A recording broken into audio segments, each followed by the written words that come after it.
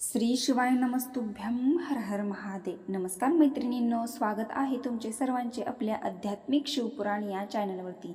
भगवान शिवशंकर आणि माता सरस्वतीच्या कृपाने तुमच्या सर्व चांगल्या इच्छा पूर्ण होत। चला तर मग आपल्या आजच्या नवीन व्हिडिओला सुरुवात करूयात। 7 ऑक्टोबर 2024 आज आहे नवरात्रीची 5वी माळ आणि या दिवशी ललिता पंचमी व्रत साजरे केले जाते।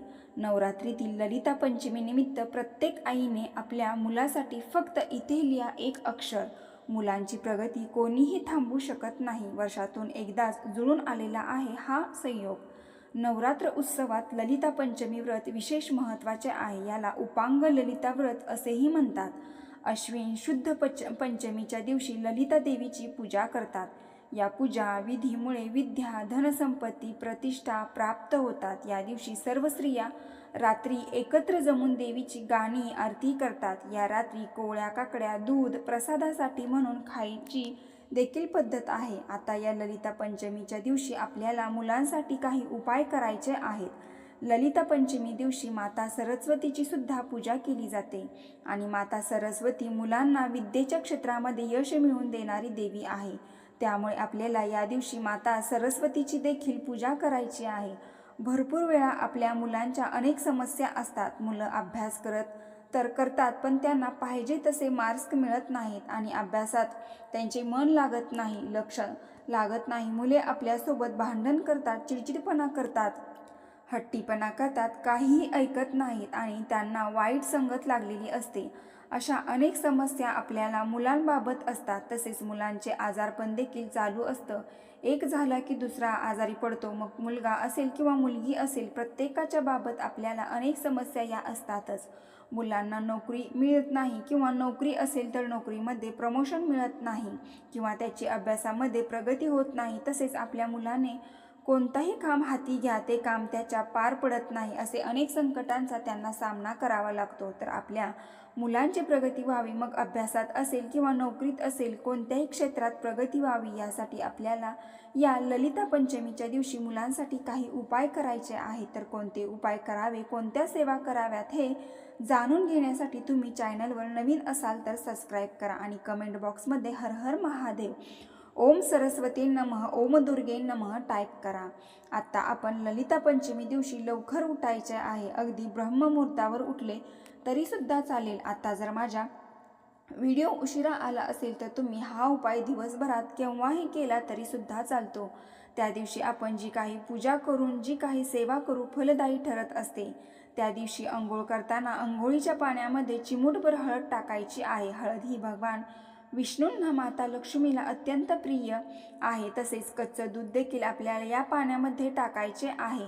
कच्चे दूध टाकल्यामुळे आपला चंद्र ग्रह बलवान असतो। तसेच आपण या पाण्यामध्ये गंगाजल देखील टाकावं। आपल्याला या दिवशी पवित्र स्थानी स्नान करणे शक्य होत नाही, त्यामुळे आपण घरीच अंघोळीच्या पाण्यामध्ये गंगाजल टाकावं। यामुळे आपल्याला पवित्र तीर्थस्थानी स्नान केल्याचे पुण्य फळ मिळतं। आता या 3 वस्तू टाकत असताना आपल्याला एक मंत्र म्हणायचा आहे, अत्यंत महत्त्वाचा मंत्र आहे।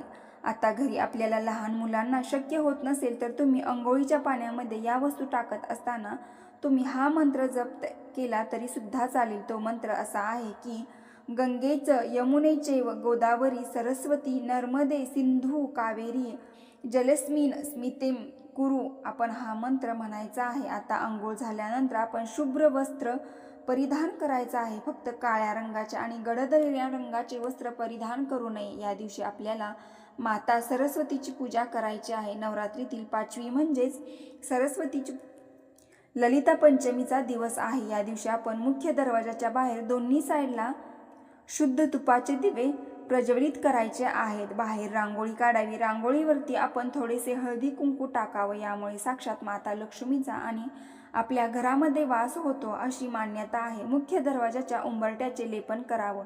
लेपनामध्ये दरवाजावरती हळदीचे स्वस्तिक काढायचे आहे। आता यानंतर माता सरस्वतीची पूजा करायची आहे। यामध्ये आपल्याला देवघरामध्ये एक दिवा प्रज्वलित करायचा आहे. आता आपला जो अखंड दिवा आहे तो वेगळा आणि हा दिवा आपल्याला वेगळा प्रज्वलित करायचा आहे. दिव्याखाली आपण थोडेसे तांदूळ ठेवायचे आहे. तांदळावरती थोडेसे हळदी कुंकू अर्पण करायचे आहे. शुद्ध तुपाचा किंवा तिळाच्या तेलाचा किंवा मोहरीच्या तेलाचा दिवा प्रज्वलित केला तरी सुद्धा चालेल. आता या दिवशी आपल्याला जप करायचा आहे. अगदी तुमच्या घरातील मुलं ही सेवा करण्यासारखी असतील तर ही सेवा करायला त्यांना लावावी, ज्यामुळे मुलांची अभ्यासामध्ये, नोकरीमध्ये, प्रत्येक क्षेत्रामध्ये नक्कीच प्रगती होईल व त्यांना सरस्वती मातेचा आशीर्वाद हा नक्कीच मिळेल. मुले जे काही मेहनत घेत आहेत त्या मेहनतीचे फळ हे त्यांना नक्कीच मिळेल. अगदी मुले लहान असो किंवा मोठी असो, प्रत्येकासाठी तुम्ही हा उपाय करू शकता. आणि ज्या मुलांना हा मंत्र म्हणणे शक्य होत नाही तर अशा वेळेस आपल्या आई वडिलांनी जरी हा मंत्र जप केला तरी पण चालेल. तर तो मंत्र असा आहे की ओम ऐं ह्रीं क्लीं श्री सरस्वते बुध जनने स्वाहा. परत एकदा मी मंत्र सांगते, ओम ऐं ह्रीं क्लीं श्री सरस्वते बुध जनने स्वाहा. आता जर हा मंत्र तुम्हाला म्हणणे शक्य होत नसेल तर तुम्ही मोबाईलवरती देखील लावून देऊ शकता. तुम्ही श्रवण केलं तरी पण चालेल. यूट्यूबला तुम्ही सरस्वती मंत्र टाकलं तर हा मंत्र सहजपणे तुम्हाला मिळून जाईल. या मंत्राचा जप आपल्याला या दिवशी 108 वेळा करायचा आहे. अगदी हा मंत्र जर तुम्ही सकाळी म्हणू शकत असाल तरी सुद्धा चालेल. सकाळी जमत नसेल तर संध्याकाळी काही म्हटलं तरी सुद्धा चालेल. आता हा मंत्र म्हणून झाल्यानंतर आपल्याला अजून एक उपाय करायचा आहे. तर आपल्याला थोडेसे मध घ्यायचे आहे आणि आपल्याला दर्भाची काडी घ्यायची आहे. तर आपल्याला आता दर्भाची काडी जर तुमच्याकडे नसेल तर तुम्ही सोन्याची जी काही काडी असते, मग अगदी तुमच्याकडे पिळा करून ठेवलेला असेल तर तो घेऊ शकता किंवा अगदी कानातल्याची जी काही काडी असते ती काडी घेतली तरी पण चालेल. म्हणजे तुमच्याकडे सोन्याचे जे काही साहित्य आहे तर ते तुम्ही घेऊ शकता. आता या सोन्याच्या काडीने आपण आपल्या मुलांच्या जिभेवरती एक शब्द लिहायचा आहे. तर आता जर तुम्हाला सोने घेणे अशक्य असेल तर तुम्ही आपल्या हाताच्या बोटाने देखील हा शब्द काढू शकता. तर आपल्याला मुलांच्या जिभेवरती एम असा शब्द लिहायचा आहे. एम म्हणजे एडक्याचा आणि त्यावरती आपल्याला अनुस्वार देखील द्यायचा आहे. तोच मंत्र आपल्याला मुलांच्या जिभेवरती काढायचा आहे. अगदी मुलं लहान असतील तरी पण तुम्ही मधाने मुलांच्या जिभेवरती हा मंत्र काढू शकतो. यामुळे मुलांची अभ्यासामध्ये, नोकरीमध्ये, प्रत्येक क्षेत्रामध्ये प्रगती होईल. अगदी मुलगा असेल किंवा मुलगी असेल, प्रत्येकासाठी तुम्ही हा उपाय नक्कीच करू शकता. त्यानंतर आपण परत माता लक्ष्मी पुढे, माता सरस्वती पुढे बसायचं आहे आणि तुमची मुलाबाबतची काही इच्छा आहे, मनोकामना आहे ती तुम्ही माता लक्ष्मीला सांगायची आहे. मुलांना कोणत्या क्षेत्रामध्ये अडचणी, अडथळे येत असतील तर ते तुम्ही अगदी मनापासून आणि श्रद्धेने सांगू शकता.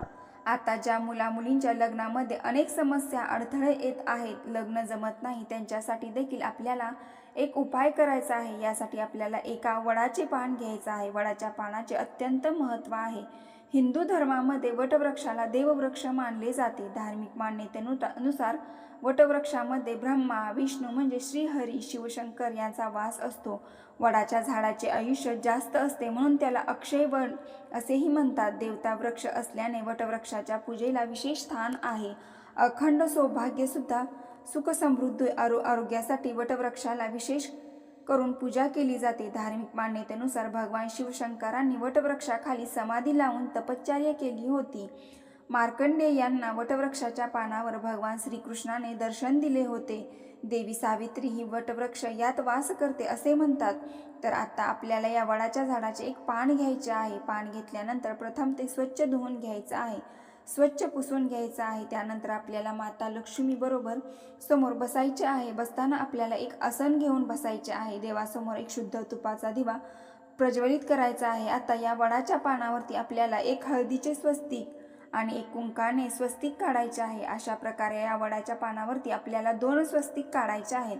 आता हे स्वस्तिक काढल्यानंतर जे आपण हळदीने स्वस्तिक काढलेले आहे त्याच्यावरती थोड्याशा आपल्याला अक्षता अर्पण करायच्या आहेत. पण या अक्षतामध्ये आपण थोडेसे कुंकू मिक्स करायचे आहे आणि जे आपण अक्षता हळदीच्या स्वस्तिकवरती अर्पण केलेले आहे त्याच्यावरती उचलून कुंकाच्या स्वस्तिकवरती अर्पण करायच्या आहेत. यामध्ये अक्षता घेताना कुठेही तुटलेल्या नसाव्या, अखंड अक्षता घ्यायच्या आहेत. आता हे अक्षता अर्पण केल्यानंतर हे जे वडाचे पान आहे ते मुलींचा विवाह जुळत नाही त्यांच्या हातावरती ठेवायचे आहे. त्यानंतर त्यांचे नाव आणि गोत्र सांगायचे आहे आणि हे जे काही पान आहे ते पण आपल्याला लिंबाच्या झाडाखाली ठेवून यायचं आहे. यामुळे जे पण मुलांचा व मुलींचा विवाह जमण्यास वेळ अभावी जुळून येत नाही, त्यांचा विवाह आजच्यापासून 3-3.5 महिन्यामध्ये जुळून येतो अशी मान्यता आहे. यामध्ये आपण कुठेही अंधश्रद्धा पसरवत नसून धार्मिक कथेनुसार हे सांगितलेले उपाय आहेत आणि हा उपाय आपल्याला फक्त ललिता पंचमी दिवशी करता येणार आहे. आणि जर तुमची मुले उपाय करण्यासाठी तयार नसतील तर आईने वडिलांनी स्वतः जरी हा उपाय करण्यास केला तरी पण चालेल. यामध्ये आपल्याला विशेष म्हणजे नवदुर्गावरती आणि माता सरस्वती, भगवान शिवशंकर, श्री हरी विष्णूवरती विश्वास ठेवून उपाय करायचे आहे, तर तुम्हाला नक्की यश मिळेल. मैत्रिणींनो, व्हिडिओ आवडला असेल तर आपल्या चॅनलला आत्ता लगेच सबस्क्राईब करून कमेंट बॉक्समध्ये हर हर महादेव, ओम सरस्वती नमः टाईप करा, लाईक करा. ओम सरस्वती नमः, ओम सप्तशृंगी नमः, ओम हरिहर नमः. धन्यवाद.